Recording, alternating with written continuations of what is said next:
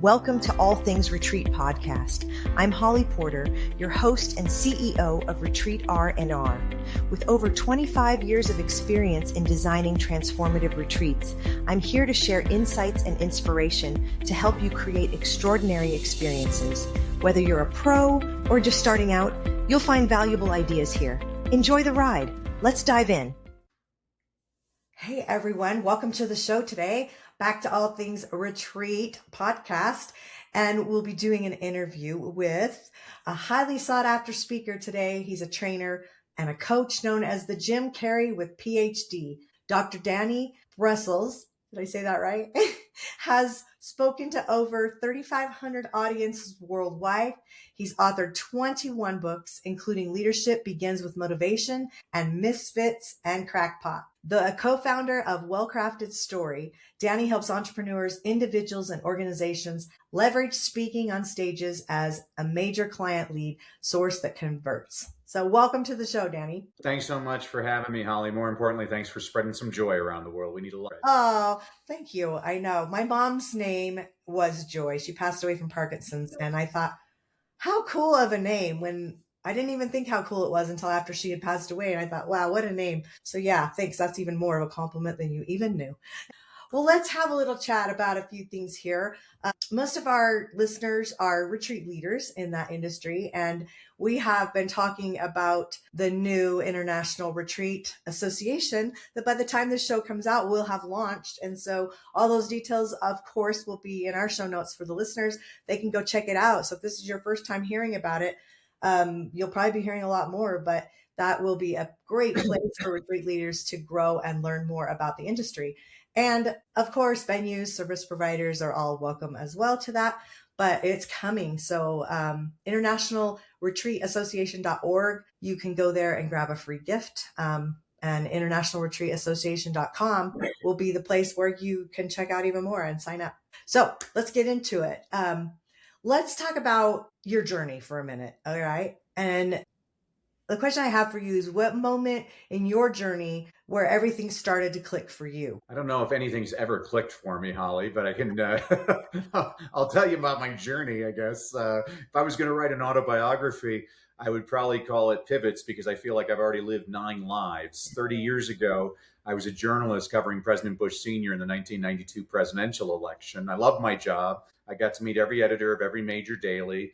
And one editor offered me the City Beat for $16,500 a year. Meanwhile, a friend told me they were hiring teachers in South Central Los Angeles for $25,000 a year. So I became an educator for the noblest of reasons, Holly, for the high pay. And I actually, I fell in love with teaching. I've taught all age levels, from preschoolers all the way up to rocket scientists. I can make that claim because I used to teach English as a second language to engineering students at the University of Southern California. And in 2005, my wife and I attended a real estate seminar, which turned out to be a scam.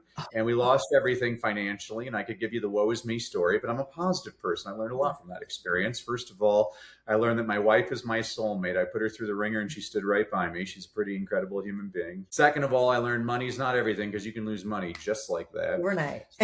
Third, I try not to judge other people, Holly, because if I was somebody who saw what I had done, I would have said, well, you deserve that. But now I realize unless you know everything about a person, you really don't know anything about a person. Fourth, I became a Christian, which I'm always embarrassed to confess. It took a catastrophe. But the more I read the Bible, I realize I'm not the first screw up to find Jesus. And fifth, I didn't want to file bankruptcy, and my accountant said, well, you have to earn this much more money this year. So I started speaking on the side, and I hit that number right on the number. Wow. Well, the next year, Holly, he gave me a much higher number, and I hit that number right on the number. So in year 3, I thought, well, maybe I should set a higher number. And basically, during one of the worst economic downturns in American history, I was able to build up a highly lucrative speaking business, which eventually attracted the attention of some pretty famous people and companies who were asking me to coach them.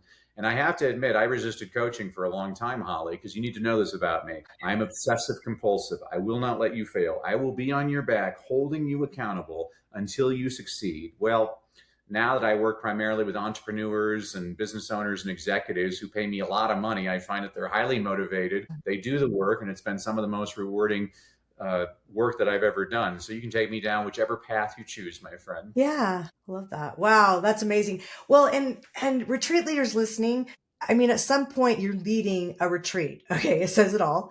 And you are speaking. Why not become a better speaker and teacher? And if you're honing in and putting those tools in your toolbox, I mean, to me, I will always learn. Like I have an honorary doctorate, but I didn't earn a doctorate degree. But I can tell you, I've had enough classes and courses and certifications and everything else. I definitely could have. I put in the time. Let's put it that way, because that's what was important to me. The paper on the wall didn't matter to me personally, because I wanted to take what I wanted to take, not what they told me to take. And I'm just a little bit of a rebel that way. So I respect that for people, but it's like always be an avid learner. And so speaking is such a huge piece of that, and being a leader. And you hit both those marks with what you teach and what you show people how to do. So working with you, what does that look like? Let's paint a picture for someone listening. Retreat leader, I know, is very broad, because any business can be a retreat leader doing what they're doing. But let's just say we're speaking to someone who's looking at maybe getting more speaking opportunities, not just at the retreats. What would you say would be some steps that they could take to go to that next step? Well, one of the companies we're working with right now is one of the largest experiential retreat companies on the planet. And they hired, I have a company called Well Crafted Story that I co-founded with Coach Jimmy Hayes Nelson and Dave Ward. I call us the professor, the performer, and the producer, because my background's academia. Coach Jimmy was a Broadway actor and Dave's an attorney. And what they had asked us to do was to help them on their capital raising on their pitches. And so really we have a process. You have to forgive me, I'm a former teacher. So everything I do either rhymes or it's alliterative. And so we call it the 5 C's framework. So before you put together your presentation, the first C is clarity. There's 2 questions we ask people when we start working with them. If you can answer both of these questions, you're in pretty good shape. And if you cannot, you're going to have a struggle wherever you speak. Those 2 questions are, who is your audience and what is the problem that you solve? And you'd be amazed, Holly, 95% of the people we work with at first cannot answer one or both of those questions in a succinct manner. Once you're very clear about your audience and the service that you're providing for them, then we go into the other 4 C's, which are connecting with your audience, teaching meaningful content that serves your audience, having one clear call to action for your audience, and finally ending with an emotional close that's going to get people jumping up and running to work with you. And so with retreat leaders, the way that they're speaking either is to raise capital, how do I get customers, how do I take the people at my retreats and convert them for, other offers and things like that. I mean, we have clients that'll come up to us and say, I got a standing ovation. I'm like, that's great. And some will say, people think I'm a wonderful speaker. I'm like, good for you. But there's only one measure that I measure your effectiveness as a speaker, is how many people in your audience decide to take the next step with you. Now, it can be an unpaid next step, like subscribe to my podcast or vote for me. Most of our clients, it's usually a paid offer, like buy my coaching program, invest in our retreat. We're only going to measure we want you to move hearts in your audience, but we also, more importantly, want you to move the needle. Yeah, absolutely. Oh, that's great. You were talking about some being clear on things, and that's one of my questions was, what's a simple shift that someone can make today to gain more clarity in their work or their life? I think the biggest mistake a lot of people make is they try to sound really intelligent and impress people. And that's not the way people think. People need things to be very simple. And so, when I was a reporter, we were told to write at a 4th grade level. Right. How do you keep things simple? Whenever people are throwing out all this jargon and fancy speak, you're actually disconnecting yourself from the audience. I tell the people I work with, I'm like, stop bragging. It doesn't help you. Stop sharing your successes. Start sharing your failures, because not everybody in your audience has succeeded, but they've all failed. Yeah. And the more you share your own failures, the more they're going to see themselves in you. Right now I'm working with a gentleman from a successful businessman in Saudi Arabia. The guy's climbed the highest peak on all 7 continents. He swam with sharks in Madagascar. He did the Iditarod in Alaska. And I look at him like, nobody can relate to you. Nobody in your audience climbed Mount Everest. But I guarantee you, everybody in your audience peed their pants when they were 6 years old. That's a more effective way to connect with your audience, is sharing stories like that. And I think that's where you're going to be more effective in converting that audience into clients. Yeah, I would agree for sure. Can you break down let's see, we did your 5 C's. You gave those to me, didn't you? Yep. Yeah, that was amazing. Well, I can break each one down. So when you're connecting, again, former teacher, I say in the first 5 minutes of your presentation, you need to rap. Rap stands for you need to show that you're relatable. You have to demonstrate your authority, and you have to share your purpose. So relatable. Man, I'm just like you. I've had that exact same problem. Authority. And I solved that problem. Purpose. And now I'm on a mission to help people just like you so you don't have to suffer the way I suffered. If you can do that in the first 5 minutes of your presentation, you're going to have a higher conversion rate. And then we get into the content of your talk, which is what most people focus on. But I'm a former educator. I look at the research. The research shows it's actually the least important part of your presentation. The bun's more important than the burger. People remember the beginning of your talk. They remember the end of your talk. They don't remember anything in between. But this is what's really interesting. What they do remember is, are you helpful? And so when I first started speaking, I was speaking primarily to education audiences. And one of my mentors was a guy by the name of Jim Trelease. Jim used to teach parents how to read aloud with their kids. And in the middle of his presentation, he's like, oh, this is going to save your life someday. If you ever lock yourself out of your car, if you have your cell phone, call your significant other, have your significant other put the car key next to the cell phone. You put your cell phone next to the car door, it'll unlock the car door. Ollie, I've tried this from 3,000 miles away and it works. It wouldn't work with a newer car. This is 30 years ago, but my Toyota Corolla, I tried it and it worked. And here's the point of that story. This has nothing to do with what he's talking about. And I'd watch people run up to him after his presentation and say, oh my gosh, I saw you a couple of years ago, Jim, speak. You teach that trick. Oh, it totally saved my life. I was able to unlock my door and stuff. Ever since then, I've been telling everybody to book you as a speaker. Yeah. Whoa. This had nothing to do with his talk, but he demonstrated trustworthiness here. Here's something that you can use that'll help you. So that's what you want to do. When I have clients that say, I don't want to sound salesy during my presentation, Danny, I'm like, well, here's my strategy. Stop selling, start serving.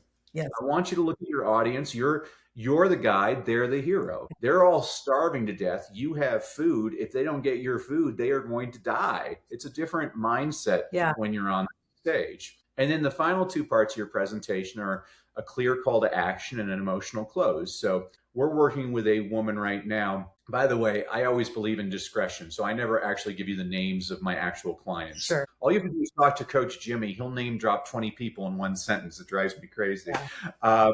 But we're working with a woman right now. She's probably the top nutrition expert on the planet. So her presentation, she was ending with, join my 90-day coaching program for $1,997. And she ended her presentation there. I'm like, whoa, big mistake. She's like, what do you mean? I'm like, well, this is what we'll double your conversion rate just right now, because you have to understand there's two types of people in your audience. And I'm going to be stereotypical and say it's the husband and the wife. So the husband, he's Joe Friday. He's sitting there during your presentation with his arms crossed, looking skeptically at you, like, who is this person? What are they trying to sell me? What do I got to do? How much is this going to cost? Right. And a very well-crafted presentation makes sure to address all of those questions to satisfy Joe Friday, which is where Dr. Kathy was ending her presentation. Like, Dr. Kathy, you can't end there because you're forgetting the wife. The wife is Julia Roberts. She doesn't care what it costs. She just wants to feel good. I mean, I listen to Holly's podcast because she's like my long-lost sister. I feel so connected with her. Yeah. She makes me feel good. And so we needed to create connection with that portion of her audience. And she's like, well, how do you do that? I'm like, well, what do you want your audience to do? She said, I want them to buy my coaching program. I'm like, yes, I know you want them to buy your coach. It was like this for 5 minutes going back and forth. I'm like, you're an educated woman, Dr. Kathy. Then she finally let it slip. She said, well, I want my audience to know they can't do it on their own. Yeah. You need to hire an expert story. She's like, a what? I'm like, I'll give you a demonstration. I'll leave you all today with this. Many years ago, my wife and I, we had theater tickets. We were dressed to the nines, driving to the theater when we got a flat tire. My wife said, well, I'll call AAA and get a tow truck here. And I looked at her. I'm like, you don't have to call AAA. I'm a man. I can fix a flat tire. So I got out of the car and I opened up the trunk and I got the spare tire, and then I got the pumper thing and I got the big jack thing and tried to start taking off the nuts off of the off of the tire. And basically 27 minutes later, I had grease all over my hands. I hadn't fixed the flat tire. I look up. My wife is standing beside the car, shaking her head, holding her arms with her arms crossed, looking at me like I could have done so much better than this guy. Well, unbeknownst to me, she had called AAA 27 minutes later. This tow truck shows up. And this 17-year-old punk hops out of the tow truck and proceeds to fix my flat tire in 3 minutes flat. You know, folks, I think there are times in life when all of us think we can do it on our own. But if you want to save time, you want to save money, you want to save a whole lot of headache and embarrassment, you hire an expert. So now what I've done, Holly, is I've demonstrated to Dr. Kathy, this is a metaphorical story. So your audience is leaving thinking, you know, I've tried lots of diet programs in the past that didn't work. Dr. Kathy really knows her stuff. Maybe I should hire Dr. Kathy. And that's what we're trying to do. Yeah. That's the difference between a good speaker and a great speaker. Good speakers tell stories. Yeah. Great speakers tell stories with intention. How do I get the audience to take that next step? Yeah. I love that. That's great. And I'm in the middle of creating a presentation right now. And so I'm thinking of different stories and which one do you want to use and pull from. And I love that. So that helps me. Thank you. There you go. What do you think for you when you're telling these stories? Like, what has it played in your own success? And how can someone start using it even if they don't feel like they're a natural storyteller? I love it when people say I'm not a natural storyteller. I can't give speeches. I'm like, so you've never had dinner with a friend? Because you're telling stories during dinner. That's what you're doing all the time. I mean, of all people, it was Joseph Stalin who said 1 million dead is a statistic. 1 person dead is a tragedy. Facts tell, but stories sell. Facts inform, stories transform. And so here's a strategy. I'll give a strategy for all your listeners right now, Holly. Sit down later in a comfortable chair with a pen and paper, libation of choice beside you. And for an hour, I want you to write down every story that's ever happened to you. And I don't mean the entire story. I just mean triggers. The time I locked myself out of the car in front of Costco. The time Dad spilt mustard on his tie when we went to that fancy restaurant. You'll find in an hour, you can literally come up with hundreds of stories like that. That's the first part of the exercise. The second part of the exercise is then I want you to figure out, what's this story really about? Well, this is a story about never giving up. Well, this is a story of empathy. Oh, this is a story of priorities. On my computer, I have hundreds of files with literally tens of thousands of stories. So when I'm putting together a presentation and I want my audience to have a certain emotion, I know exactly where I can pull stories from. And I prefer, I'm a little bit different than a lot of coaches out there. A lot of coaches say the way you're going to connect with your audience is to talk about the most tragic and horrible time of your life. And there's 3 reasons why I refuse to do that. First of all, the world just survived a global pandemic. Everybody's had a lot of bad stuff happen to them. Yeah. I don't think we need more sad stories. Yep. I think we need more uplifting stories of hope. Yeah. Second of all, what we are coaching our clients to do is create what we call a well-crafted story. Politicians would call it a stump speech. I've heard people call it a signature talk. Yeah. You can call it peanut butter and jelly. It doesn't matter what you call it.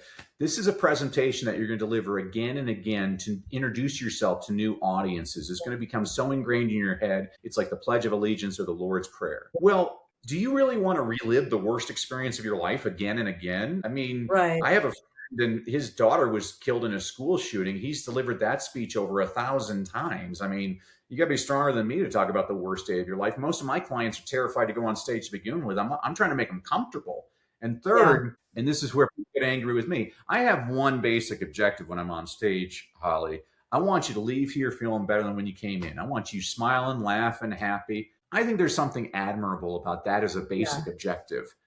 I believe the people that tell the same sad story again and again, by the 20th time they're telling it, now those are crocodile tears, and now they're being manipulative. And I'm not saying it's not an effective sales strategy. It's actually a very effective sales strategy. But I personally don't want to have to take a shower once I got off stage because I just manipulated my audience. There are ethical ways to get people to want to do business with you. And that's what I'm trying to get people comfortable on stage and enjoying themselves, because most people, that's the statistics always reveal that Americans' number 1 fear is public speaking. Number 2 is death. And so Jerry Seinfeld's line is, so if you ever go to a funeral, more people would rather be in the coffin than delivering the eulogy. And he's right about that. Yeah, this is true. I've experienced both. Oh, There you go. well, going to do a little bit of rapid fire here for some questions. No Okay. right or wrong answer. Just answer to share the audience a little bit more about you. All right, you ready? I'm ready. Coffee or tea? Coffee. First thing you do before going on stage? Pray. Biggest speaking fear that you've ever had? Not having a big enough body. not enough people. I've never met a microphone I don't like. What's one word that describes your speaking style? Funny. Favorite place that you've ever spoken? Oh, that's a tricky one. I got to speak at the Hollywood Bowl once. I thought that was fun. It's always the exotic places, but I've also spoken.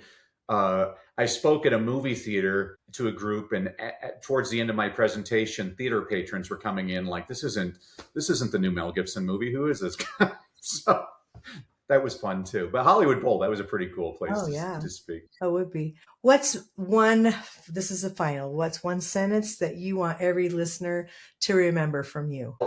I'll give the same sentence. It's a paragraph. Give me a paragraph. Whether I was teaching my little ones or my older ones as they left my class for the day, they always had to hear the same refrain. I said, remember, kids, education is valuable, but execution is priceless. Knowledge is not power. Only applied knowledge is power. Knowing what the right thing to do and doing the right thing are two very different things. So let's go out, do the right thing, and make this world a better place. Oh, I love that. That's a great place to end. Thank you. That was some great nuggets. We're going to put all your information in our show notes so that they can come and find you and chat with you and maybe hire you. You never know. This would be great. So any other last words of wisdom? Yeah, well, as a thank you to you and your audience for having to listen to me, Holly, I want to give everybody a freebie. So if you go to freestoryguide.com, guide like a tour guide, freestoryguide.com, I'm going to give everybody their own well-crafted story blueprint. What this is the actual process that we take our clients through to help you create your well-crafted story. What it does for you is it takes the guesswork out of what story should I use and where should I put it in my presentation? Okay. And what this means is you have a tool, an actual system to convert audiences into actual clients. You can get that at freestoryguide.com. And Holly, again, I'm so grateful that you had me today. And I appreciate all that you do to spread that joy around the world, my friend. Well, thank you. And thank you for coming. Go grab his gift. I'm sure that is a great gift. I'm going to. So there you go. It's right up my alley. All righty. Well, thanks, everyone. We will see you next time on the show. Until then, bye for now. Thanks for joining us on this episode of All Things Retreat. We hope you're leaving with new ideas, fresh inspiration, and the motivation to take your retreats to the next level. Don't forget to subscribe and leave us a review. It helps us grow and reach more retreat leaders like you. And if you have any questions, topics you'd like us to cover, or just want to say hello, send us an email at info@weretreatrnr.com. Follow us on social media to stay connected and catch all the latest updates. Until next time, remember, great retreats start with great intentions. Let's make them extraordinary, one step at a time. Thinking about hosting a retreat? Before you dive in, let's make sure you're really ready. Grab your free Are You Retreat Ready checklist and find out if you've got everything in place from your purpose and pricing to your audience and agenda. Don't guess. Get clear. This quick checklist will show you exactly where you stand and what you need to make your retreat a success. Click the link below in the show notes to grab your gift and take the first step toward hosting with confidence.